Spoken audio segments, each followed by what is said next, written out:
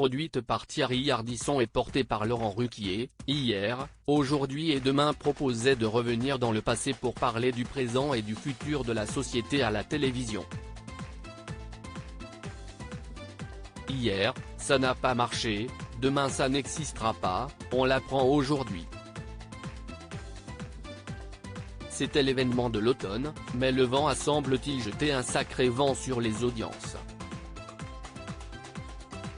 Dans Hier, Aujourd'hui et Demain, Laurent Ruquier invitait les téléspectateurs à se remémorer la manière dont on parlait des sujets d'aujourd'hui dans la télévision d'hier.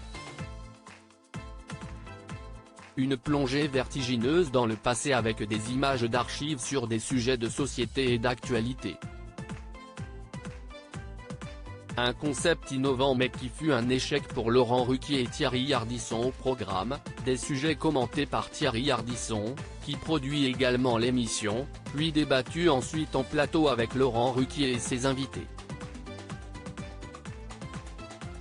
La première, qui a eu lieu de 15 novembre à 21h10 sur France 2 avait été beaucoup relayée sur les antennes du groupe.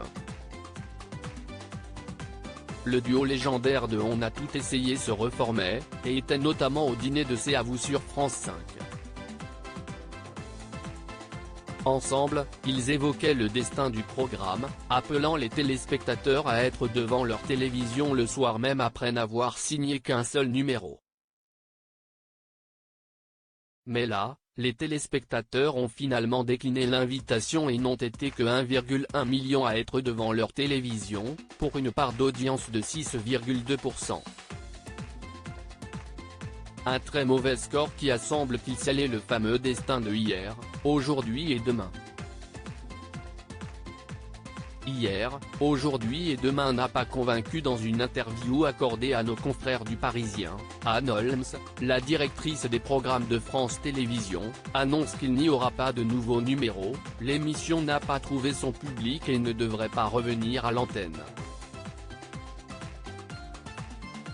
La promesse était sans doute insuffisamment claire pour le téléspectateur. Mais que les fans de Laurent Ruquier se rassurent, l'animateur planche déjà sur un autre format, il s'agit du même projet que Tout nous fait chanter, mais le concept a un peu évolué, évoque-t-elle. Dans celui-ci, il s'agissait d'humoristes interprétant des chansons en lien avec l'actualité.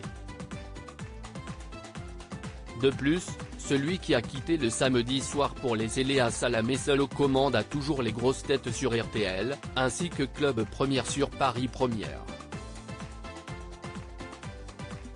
À lire aussi Club Première, Laurent Ruquier à la tête d'une nouvelle émission culturelle sur Paris Première.